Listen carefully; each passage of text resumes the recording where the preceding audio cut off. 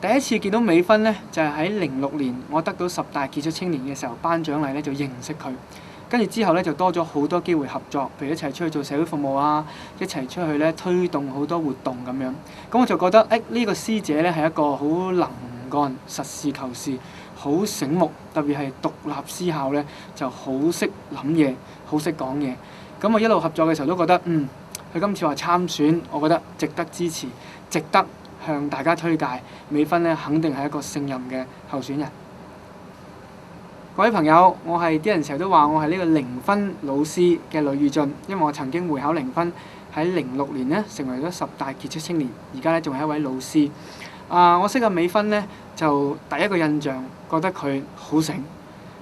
再聽佢講嘢咧就發覺，講嘢都咁犀利，因為我好少咧，其實識得一啲人咧係講嘢又叻，諗嘢又叻，而學術又叻。